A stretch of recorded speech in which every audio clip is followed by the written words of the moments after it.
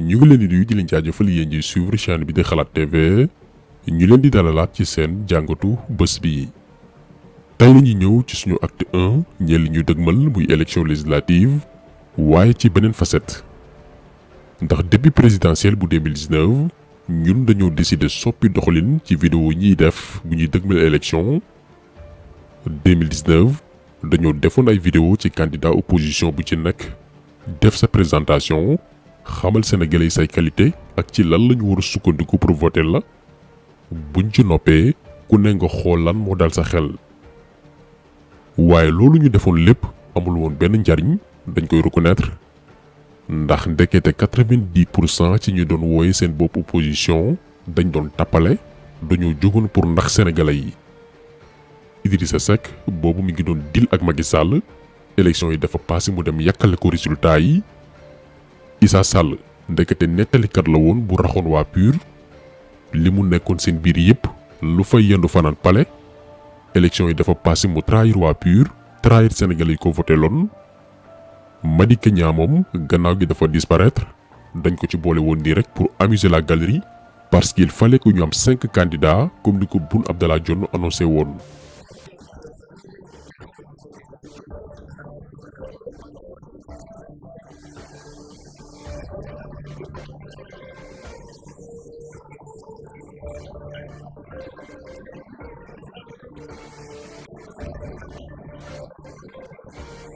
Donc après la ñu xam ni ndekete Macky Sall en 2019 benn candidat dong la jàmmarloo woon muy Ousmane Sonko. Sonko moo ne woon seul candidat opposant bu crédible en 2019 ñi ci des dañ doon nax sénégalais yi réeréwuñu woon ak Macky Sall. ba tax na léegi dañuy def très attention ci candidat opposition yu bare bari ci bu ñuy jub élection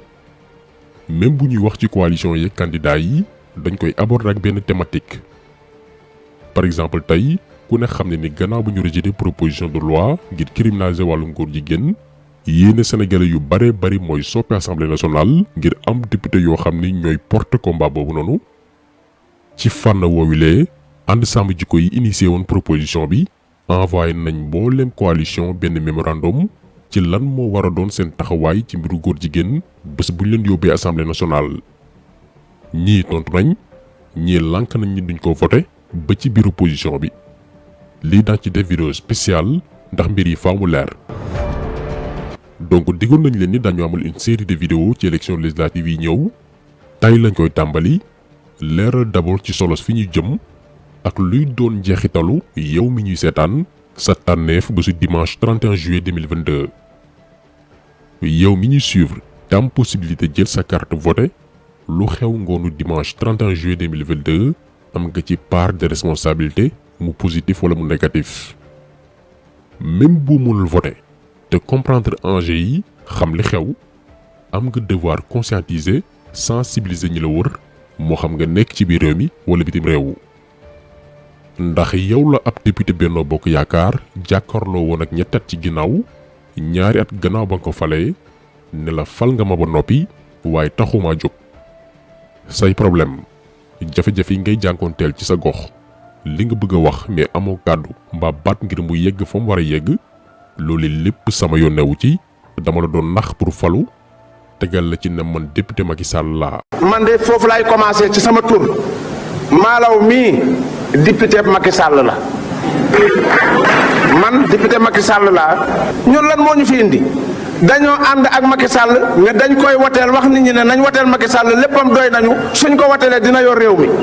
ñëpp wateel Macky Sall mu nekk président de la République mu indi benn loi ñu ne duñ ko wate ñoom fan lañ ko teg ñoom liñ leen sant ñu ngi koy def 100% kon ñu ne liñ ñu sant dañ koy def 100% waaw fii loi bu fi Macky Sall indi xëy na yéen a koy xool man du ma ko xool man buñ ne wateeleen rek ma yëkkati sama loxo. man dama waxoon ne man wate rek laay def lu ñëw ma wate ko. te wate woon nañ ko ci commission yi bon bii dañ koy wate rek am na ñoo xam ne duñ wate mukk waaye am na ñoo xam ne dañuy wate faw man ñooñu ci laa bokk man lu ñëw ma wate awma lu may laaj waxoon naa ko fi daaw fekkee déwén fekkee ren député Macky Sall laa lu ñëw ma wate asalaamaaleykum wa rahmatullah réew mi ñun ñoo ko yor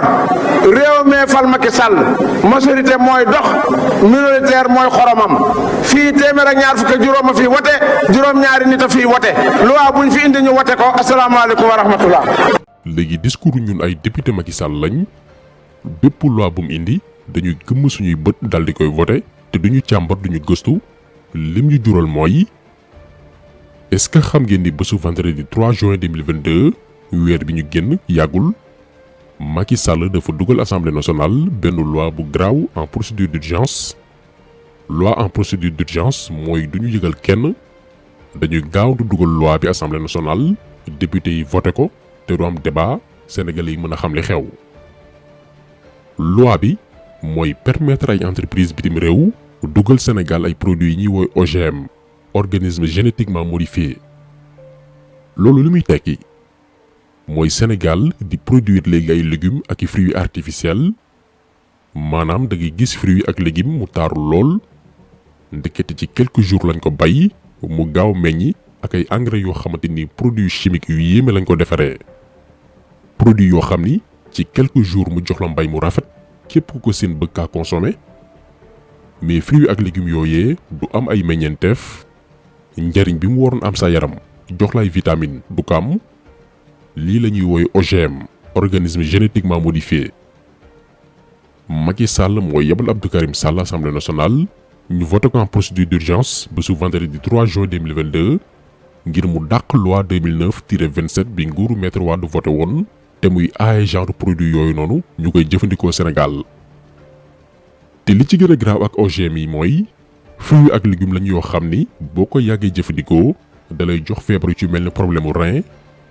donc xaar leen fii quelques années sénégalais yu bare bari dañuy dem di defi dialyse régulièrement bu ñu bëggee woy di dund OGM dafay dem ba yàq sa foie res bi nekk ci yaramu doomi aadama di ko permettre lu mu lekk mën koo digérer facilement te itam di renforcer yeneen cër yi OGM dafay yàq loolu lépp di jur yeneen jàngoro chronique yoo xam ni doomi aadama bi dootul wér giiru dundam beneen bi mooy produit mbay yooyu noonu suuf suñ ko yàgg jëfandikoo dafay dem ba bekkoor suuf si dafay yàqu ndax produit chimique yi ñu koy sëf dafay détruire environnement bi détruire complètement mboolem suñuy suuf yu baax nee naa leen dañ koy bamtuwaat encore une fois bésu vendredi 3 juin 2022 bi ñu weesu la Macky Sall dugal assemblée nationale projet de loi bii ngir Sénégal tàmbali utiliser genre produit yu bon yi parce que tubaab bi ñoo koy imposer loi bi dañ ko voté en procédure d'urgence et sans débat maanaam nëbb ko sénégalais yi te itam kenn bañ ko waxtaanee assemblée nationale ngir mu bañ a jëm kaw lii dañ leen koy ñaan ngir yàlla surtout partie vidéo bii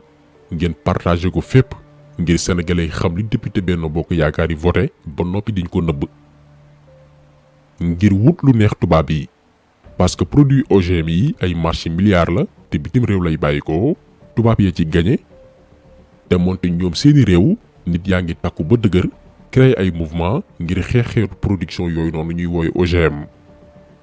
Macky Sall moom yónni Abdou Karim Sall ñu voté loi boobu noonu nga xam ni dafay sooxeel suñu wér-gu-yaram yàq suñu environnement ci at yi di ñëw donc ñun ñëpp dañu nekk ci danger lu ñu ko yóbbee nag mooy député yoo xamante ni nee nañ Macky Sall la ñuy tarbiyu lu mu indi dañuy gëmm seeni bët voté ko donte dafay lor askanu Sénégal moo tax législative 31 juillet 2022 ku leen ni dafa ndaw daf leen di nax jëlee fi xeetu député yi moo ñuy permettre ñu mën a rectifier xeetu loi yu bon yi nga xam ne sacrifier suñu wér-gu-yaram ak suñu aalam mooy finalité bi. beneen scandalu assemblée nationale bi ñuy woy 13e législature côté comportement la jëfin ak doxalin ndax bu lay junni doomi aadama wóoloo tànn la parmi les 17 millions de sénégalais nga dëkk ci gox mu am ñoo xam ne gënoo leen jikko ak ci juddu dàqoo leen jàng ëppoo leen xam-xam lu dul kóolute ak yaakaar lu ñu am ci yow am na au minimum benn xeetu doxalin bu ñuy séntu jëmale ci sa jëmm ndax bépp doxalin tukkee ci yow dañ koy lënkale ak dëkk ba nga bàyyeekoo duñ ne député diw dong yam ci mais dañ naan député sàngam bàyyeekoo ci localité bii ambassadeur u dëkk lëmba ngay doon mais li ñu nemmeeku ci législative yi weesu mooy ay député yoo xamante ni gàcce lañ pour bépp commune ba département yi leen fal seeni naataangoo yi pété ci opposition bi dañuy taxaw ngir wax seen xalaat comme ni ko règlement intérieur bu assemblée nationale maye ñu nekk ci suuf di leen yuuxu ak saaga dem sax ba leen di attaquer physiquement di xeex ak ñoom ci kanam àdduna gépp. dara laa du laaj du ma laaj dara laa du laaj.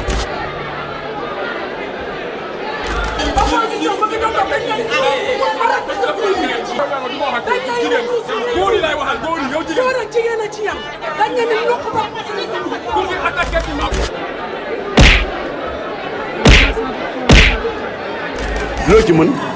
ci mën il faut arrêter. Ah non, c'est idiot. fii muus du fi naanee ñeex loolu mooy li am jaasi yi ñoo ñu fi bay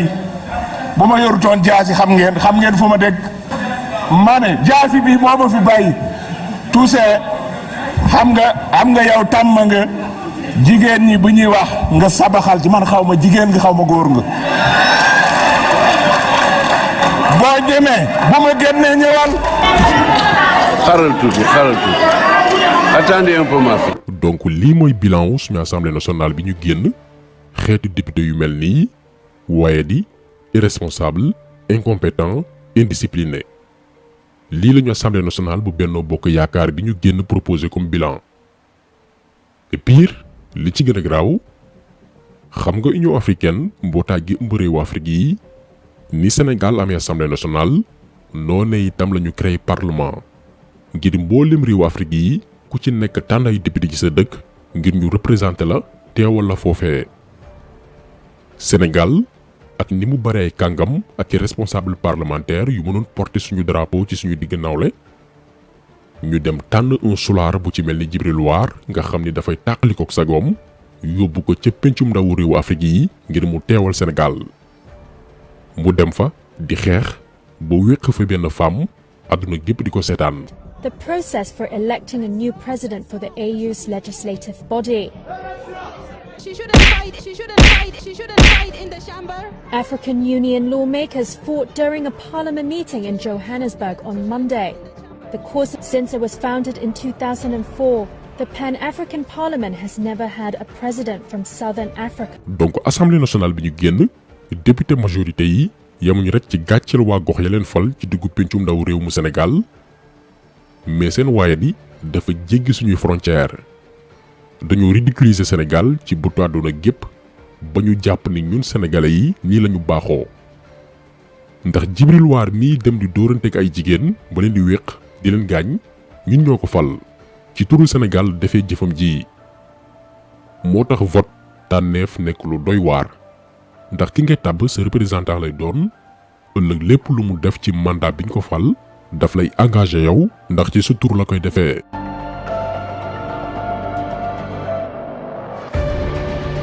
beneen aspect bi gën a am solo te war a tax mbooleem sénégalais yi jëlee fi assemblée nationale bii mooy duñu caytul suñu koom-koom au contraire gouvernement bi dafay luubal suñu xaalis assemblée bi di leen couvrir di leen wutal lay daaw moo ci mujj ak biiru inondation yi ndax Macky Sall dafa faloo en 2012 teg benn programme tuddee ko PDGI plan décennal de gestion des inondations plan boo xam ni buñ ko appliqué woon dafay jeexal mbënd mi ci mboolem gox yi mu sonal ci Sénégal ñu def ci programme boobu noonu 766 milliards 2022 bii ñu nekk la ñu waroon finaliser plan bi coonay inondation jeex waaye nawetu 2020 ak 2021 ñëw weer leen wane ne xaalis bi duggul fa mu waroon dugg dañoo luubal 766 milliards yi ñëpp di sàkku ay enquête ngir xam kan ak kan moo ci laale. Macky Sall au lieu que mu jël enquête bi jox ko waa FNAC déedéet deful loolu. assemblée nationale bi nga xam ne majorité bi moo leen moom lu mu leen wax loolu la ñuy def la sant ñu def enquête parlementaire ngir xam fu 766 milliards yi dugg. assemblée nationale def lu leen neex présenter rapport en 2021 ne 766 milliards yi lépp jaar na yoon d'ailleurs programme bi bu doon téeméer juróom benn fukki ak juróom benn yépp matale nañ ko te ñëpp xam ne ñi waxuñ tëgg. ndekete assemblée nationale ba ñuy def seen enquête parlementaire li ñu def mooy dañuy envoyer ministère ak i direction yi laale ci programme bi ay lettres pour ñu justifier xaalis bi leen jox